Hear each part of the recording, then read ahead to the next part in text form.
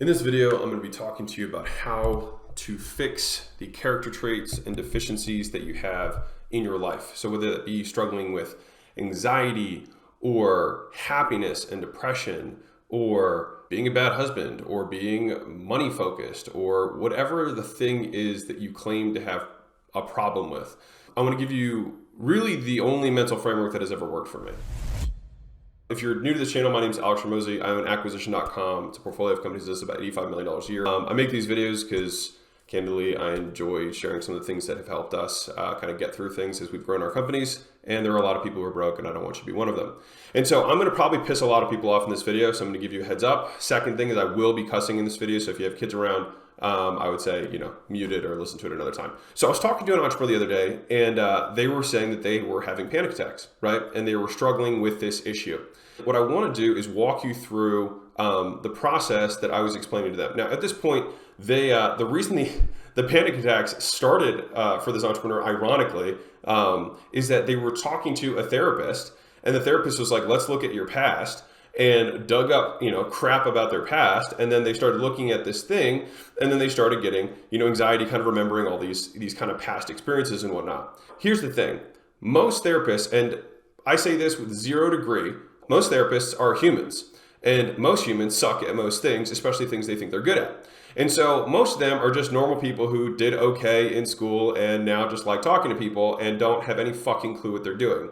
All right, so here's the deal. Here's the hot take. What most of them will do is they will try and pull something up and say something to the extent of, what do you make that mean? What does that mean to you? The thought process behind this is, hey, you have this thing, it's triggering a feeling. It's because you think that having anxiety makes you a bad person or makes you a bad entrepreneur or whatever thing that you say it has meaning, right? What do we make this mean? All right, that's the question. What are you making this mean? All right, so if you have problems, and this is especially important with cyclical behavior, reinforcing behavior. This is also one of the reasons that I actually do not stand for the whole AA concept of standing up in front of people every morning and say, hi, everybody, I am an addict. I fucking hate it. It's literally like owning this deficiency and incorporating it and weaving it into your construct and your identity, and you reinforce it every fucking morning. It's insanity to me. The way to stop being addicted to something is to stop thinking about it.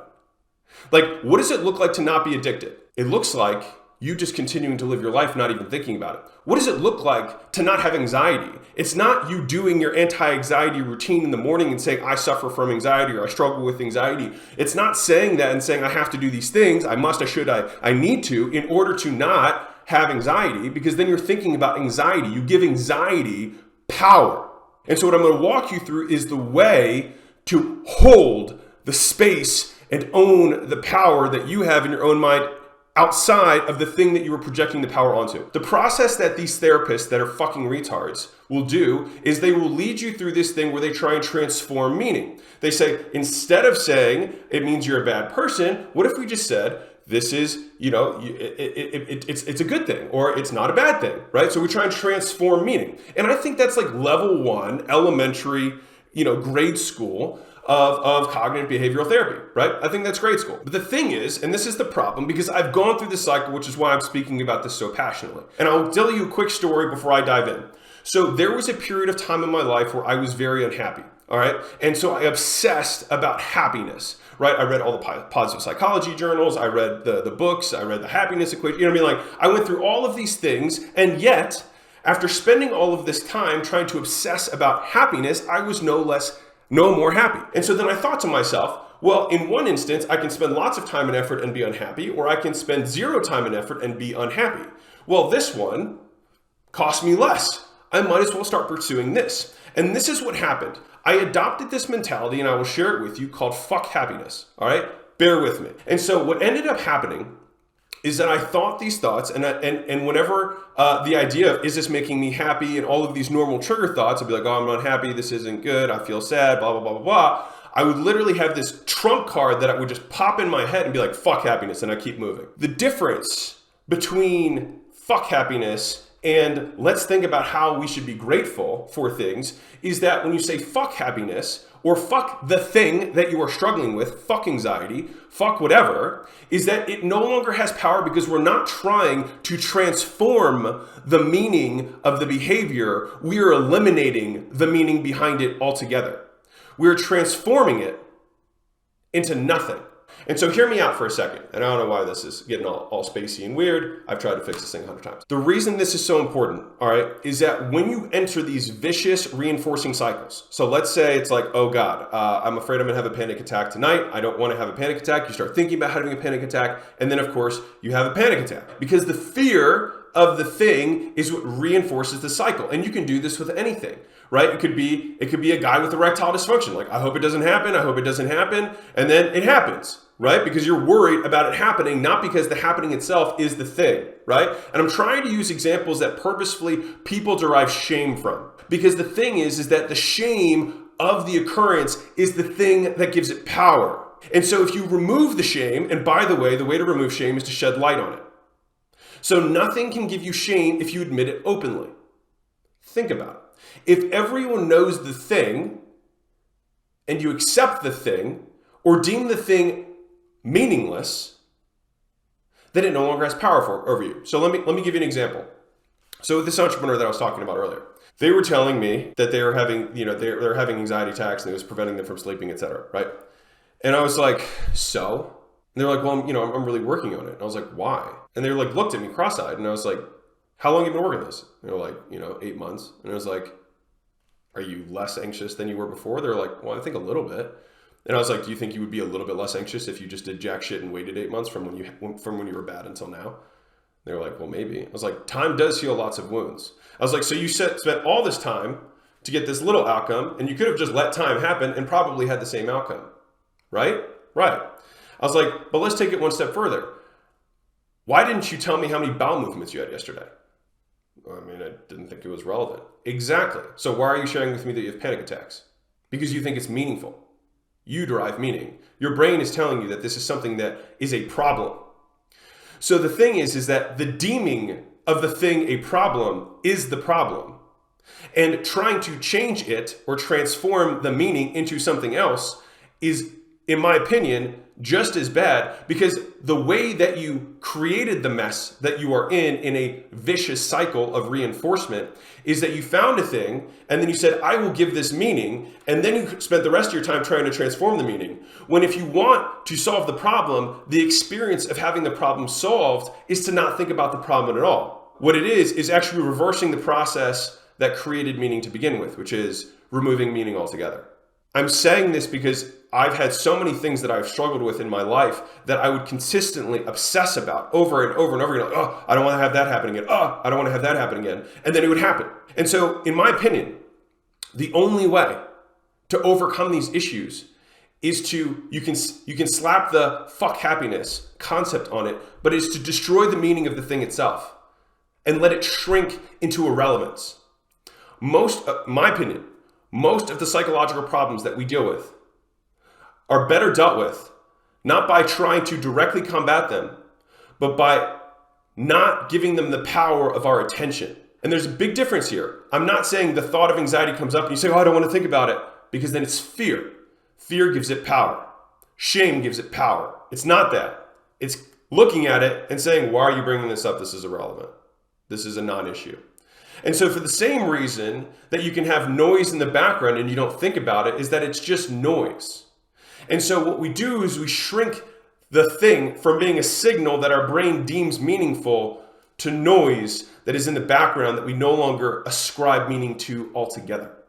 And that is how it eventually shrinks into irrelevance. And then we only choose to allocate our attention towards the thing that we find meaningful, right? And so what happened in my little fuck happiness story is that I said, this is no longer a productive conversation. I'd be like, I'm unhappy. I'd be like, fuck happiness, whatever. I'm going to keep moving. And a funny thing happened. A few years later, I looked up and I realized that I was significantly more happy than I was before. Or as I prefer to say, I was significantly less unhappy. which also gives less power to the thing altogether. A different point that I want to bring up, because I think it's equally important around this topic. A lot of the fear and the shame comes from perceived judgment that we have from an anonymous outside society, right? We have a voice or a series of voices that we believe exist that only exist in our mind that are judging us based on this behavior that we are suffering from. One of the reasons that I like to own the deficiencies publicly is not because of you guys, it's for me. I own, like for example, when I had, when we were running and growing our first big business, which was the licensing business, I was always upfront. I said, I'm here to make money. And the reason I said that was so that I would have no shame in making money. Because then if people in the future were going to say something like, Alex is only here to make money, I would then look at them and say, and? So hear me out. Listen to this dialogue. Let's say I was attacked, because the attacks that I'm saying I'm going to portray as though it's outside, but it's inside of our minds that we attack ourselves, right? So let's say somebody comes up to me, a woman, and says, you're a terrible husband. Most people say that there are two forms of defense against this. Number one is saying, no, I'm not a bad husband, right? And then giving all the reasons why I'm a good husband.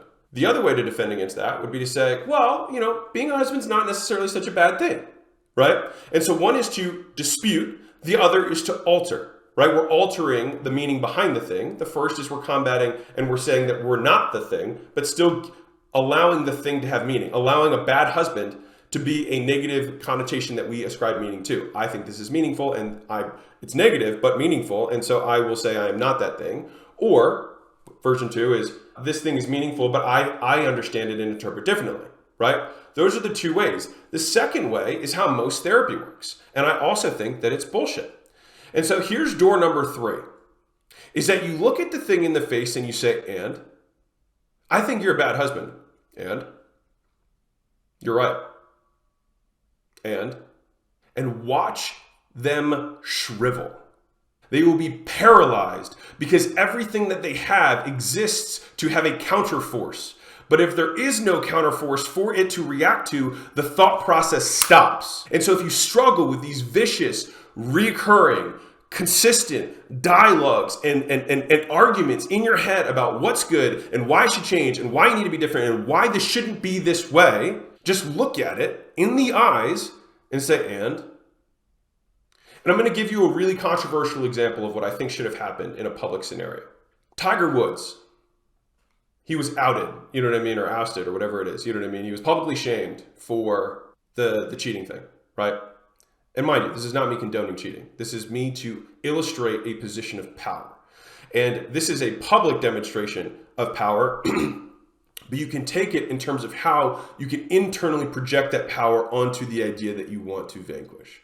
All right. And we don't vanquish it by transforming it. We vanquish it by eliminating the meaning altogether and letting it shrink into irrelevance. So what Tiger, in my opinion, should have done in that situation when they said, you banged all these girls and you were lying and blah, blah, blah, blah, blah. He should have said, yes, I'm a liar and a cheater, but I'm the best fucking golfer there is. Next question. What do they say? When you accept it, there is no conversation. And so try this in the next argument you have with someone, A, but more importantly with yourself, is that if someone says, I think you're X, Y, and Z, and you said, you're right. Just give the power, just say, sure, you're right. Now what? And? So? Your point? When your brain tells you something that you don't like or that you don't want to look at, instead of trying to make it into something else, liken it to an irrelevant observation. Brain, why didn't you bring up that I have brown hair? Because it doesn't matter. Brain, why didn't you bring up how many bowel movements I had yesterday? Because it doesn't matter. Brain, why didn't you tell me how many stairs I went up yesterday? Because it doesn't matter. You don't find it meaningful. And so why am I now deeming this thing to be meaningful? It's irrelevant to me. It halts the conversation and it stops the cycle. I say this, and I know that I got passionate about this, but I say this as someone who struggled with this for a very long time. And so the only psychotherapy that I was able to do was on myself. And it was not through talking out all of these things. And I know that a lot of people are going to get triggered. A lot of people are going to say, hey, I have a therapist. They changed my life. Good for you. That's awesome. Keep doing it. I don't care. What I'm doing is I'm trying to talk to the people who have not had that or have done that and it did not work for them. All right. And so I'm sharing the single most powerful mental model that has worked for me, which is purposefully staring at the problem and saying, so what? Your move. And watch it shrivel. And then moving on the fuck with your life.